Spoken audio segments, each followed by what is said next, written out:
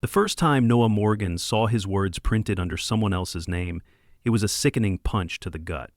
He had been 26, young and hungry, with a portfolio of unpublished manuscripts and a willingness to ghostwrite for a sliver of the dream. The offer from Jack Mercer's publishing company had come with a subtle flaw. Jack Mercer, the celebrated author of gritty crime novels and atmospheric thrillers, was a legend. Critics lauded his razor-sharp prose and unflinching realism. Readers devoured his stories, and the film adaptations made him a household name. But behind the glittering facade, Mercer was nothing more than a parasite, feeding on the talents of ghostwriters like Noah. For years, Noah labored in silence, writing novel after novel, receiving token payments and vague assurances. Each time he suggested stepping into the light, maybe co-writing a book, maybe a credit in the acknowledgments, he was met with cold smiles and empty promises. The breaking point came when Noah completed what he knew was his best work, a searing, complex novel that wove together crime, corruption, and human frailty in a way even Mercer's polished drafts could never touch. Noah handed it over, believing it would be the beginning of his recognition. It was the end. Mercer took the manuscript, stripped away Noah's name, and released it under his own. The novel, titled Grave Pact, was an instant sensation. It topped the bestseller lists, won awards, and drew breathless praise. Mercer basked in the glow of Noah's brilliance, and Noah was left penniless, nameless, and bitter. But what twisted the knife was not just the theft. It was the way Mercer severed ties. "You're talented, Noah, but you lack the polish," Mercer had said during their last conversation, his voice dripping condescension. "I have a brand to protect. Consider this a learning experience." Then he had walked away, leaving Noah in the shadow of his stolen success. For months, Noah drifted through menial jobs, drinking too much, scribbling angry notes in cheap notebooks. But rage, when left to ferment, becomes something darker, something sharper. Noah's bitterness hardened into resolve.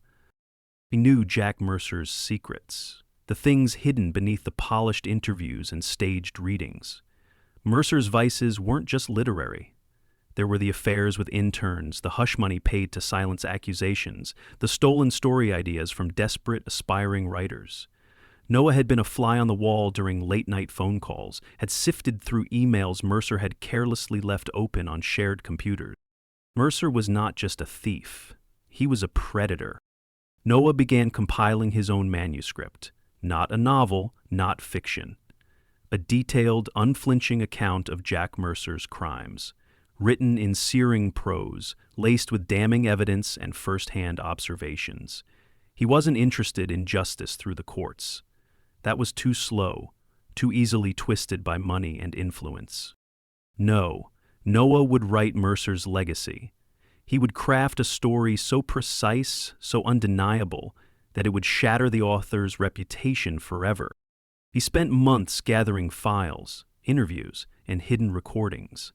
He created backups, encrypted drives, and off-site storage.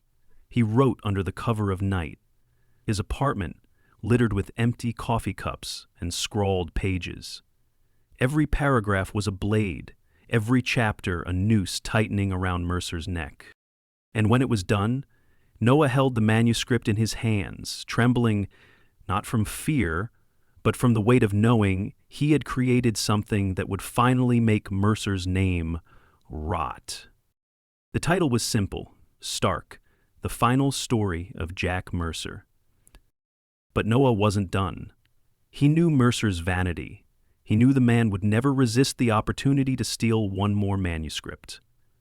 Noah carefully sent a fake query letter, pitching the new novel as a masterpiece needing a guiding hand. Mercer, hungry for fresh material, arranged a secret meeting.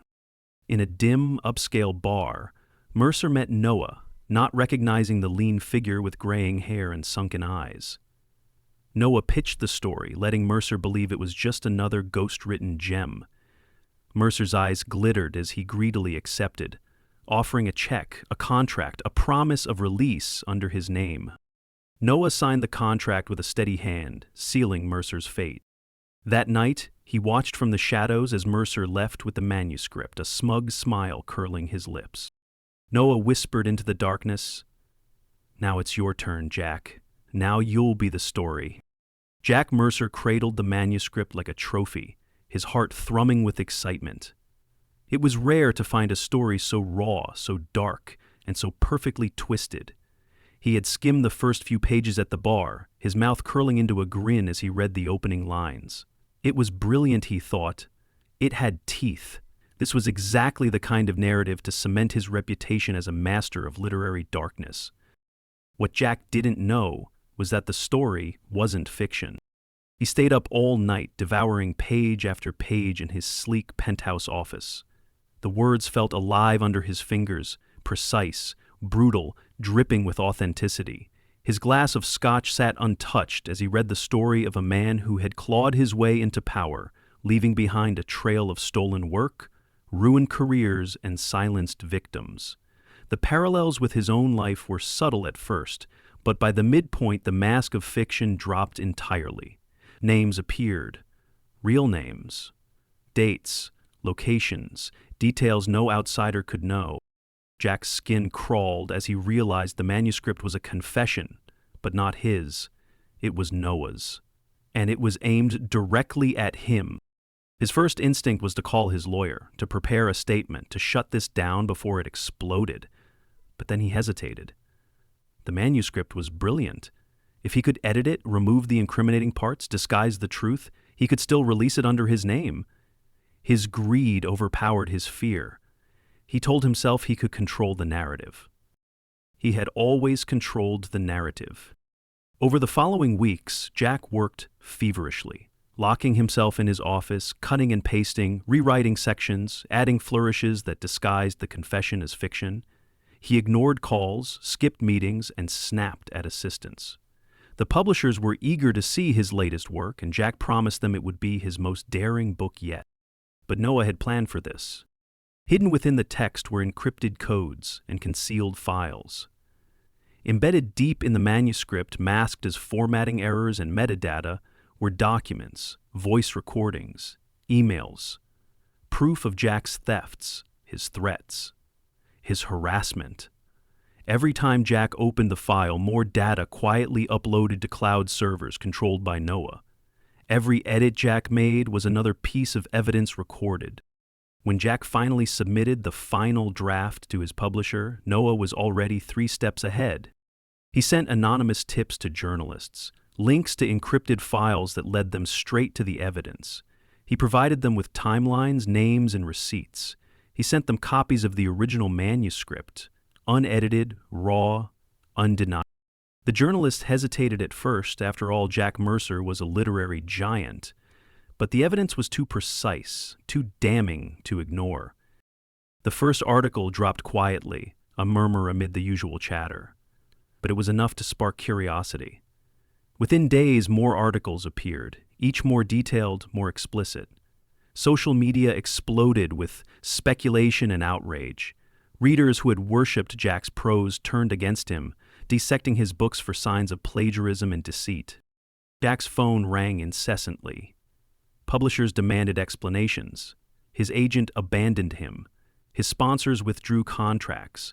The literary world closed its doors.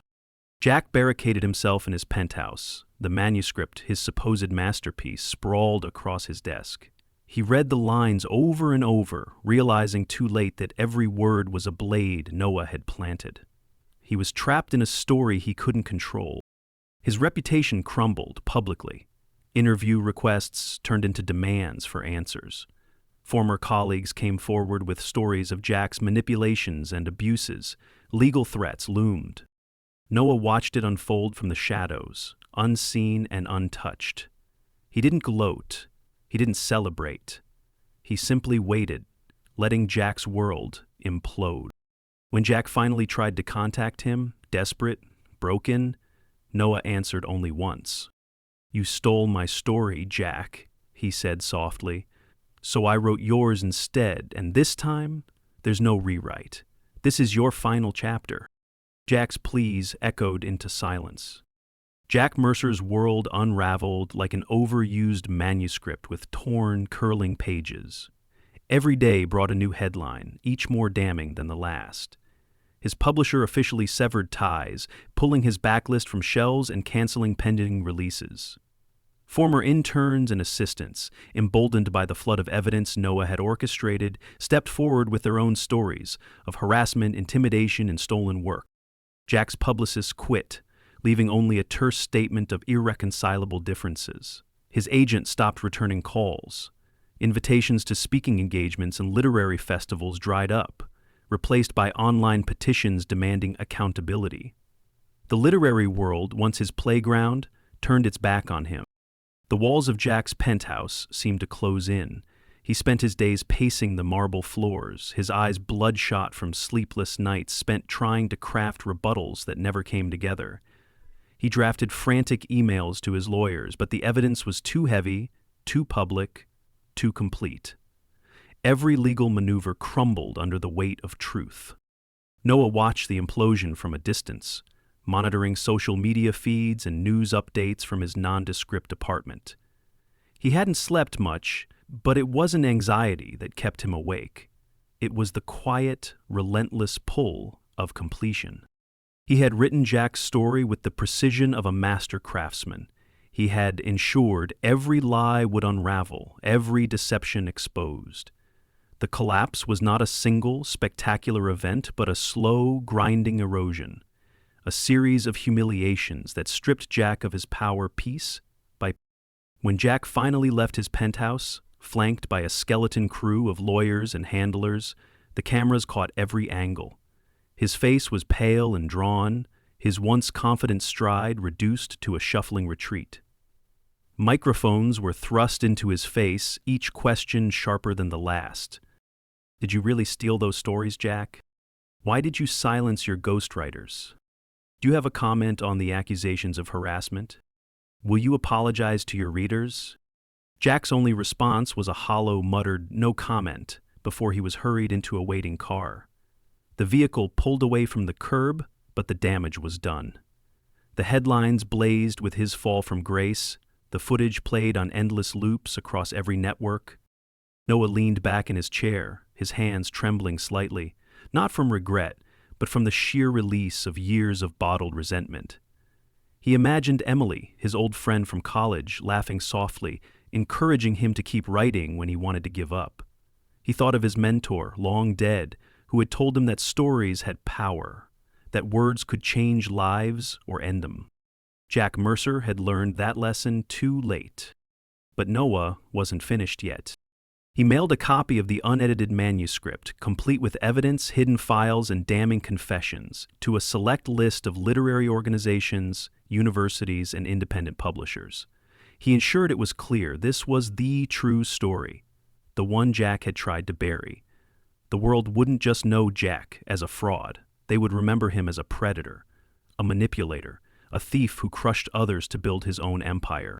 As the backlash intensified, Noah received anonymous messages from other ghostwriters, some thanking him for exposing Mercer, others confessing their own experiences of exploitation. He responded to none. This wasn't about building a movement. It was about ending one man's reign of theft. In the privacy of his apartment, Noah raised a glass of cheap whiskey to the empty air. "This one's for you, Jack," he whispered. "For every story you stole, for every life you ruined, for every voice you silenced. This is your legacy now." He drank deeply, the burn of the liquor sharp against his throat, and let the silence settle around him. Jack Mercer's name would be forever tainted. His awards would be revoked, his books removed from shelves. His legacy was no longer one of brilliance, but of betrayal. Noah closed his laptop, the screen going black, and sat in the quiet. There was one last chapter to write.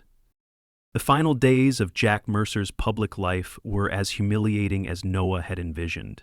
The literary icon, once draped in accolades and praised by adoring readers, now walked a gauntlet of scorn and derision. His home, once a penthouse overlooking the river, was now empty, his fortune drained by legal battles and settlements. His name was stripped from bookstore shelves, his awards rescinded in public ceremonies that gleamed with righteous indignation. Noah watched the collapse with an icy calm, his hands steady as he organized the last pieces of his plan. It wasn't enough to have exposed Jack Mercer's sins. It had to be cemented in history, his reputation ground into dust. Noah uploaded the entire, unaltered manuscript, the final story of Jack Mercer, to every major literary archive and leaked it to independent publishers who prided themselves on transparency. The story was shared in writers' forums, posted in social media threads, and discussed in podcasts. It became viral, not because it was scandalous, but because it was true. A complete and unvarnished confession woven into a narrative that exposed the machinery of Mercer's deception. Even those who had once championed Jack's work now turned away. Authors he had belittled, critics he had bullied into silence, former interns who had buried their own humiliation, they all stepped forward, recounting how Mercer had stolen not just words, but entire futures. His publisher released a terse statement disavowing all past works, while bookstores donated his books to recycling drives, stripping them of covers and reducing them to pulp. His name was no longer mentioned among the greats, but whispered as a cautionary tale of greed, exploitation, and hubris. Jack tried to fight back. He called press conferences, staged desperate interviews, even threatened lawsuits. But his voice was lost beneath the roar of public fury. No lawyer could undo the sheer volume of evidence, the detailed accounts, the digital fingerprints Noah had left to tie Mercer's crimes irrevocably to his name.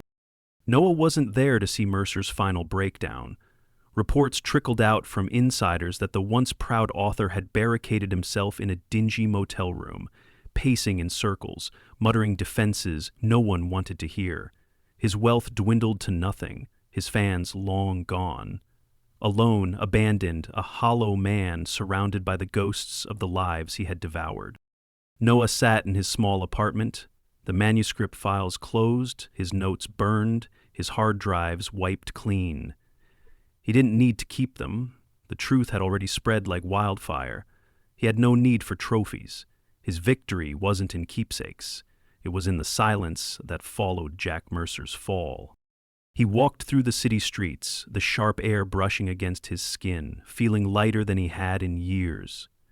The bitterness that had once clawed at his insides was gone, replaced by a quiet, steady peace. He wasn't a hero. He hadn't acted out of noble ideals or a desire to inspire others. This had been personal, raw, and necessary. He visited Emily's grave, a simple stone tucked into the corner of a windswept cemetery. He knelt by the headstone, tracing her name with a finger, and whispered, "It's done." For a long time he sat in the silence, letting the wind carry away the last echoes of his rage. When he rose, he left without a backward glance. He didn't need to dwell in the past any longer. Jack Mercer's legacy was in ruins. The story Noah had written replacing the stolen words that had once made the man famous. Now, Jack's name was forever tied to his downfall. A cautionary tale, a reminder that even the greatest performances could be undone by a single, well-written truth. In the weeks that followed, Noah disappeared from public view. He didn't write another book. He didn't seek interviews or ride the wave of Mercer's scandal. Instead, he moved to a quiet coastal town where the nights were filled with the sound of waves and the days were simple, honest. He found work in a small bookstore, sorting shelves and recommending stories to readers who came in seeking an escape. Sometimes a copy of the final story of Jack Mercer would pass through his hands, and he would smile faintly, knowing that the truth had finally been set free. And so Noah Morgan, the man whose words had once been stolen and whose voice had been silenced, walked into the future, free of bitterness, his story told at last. He had written the ending they all deserved.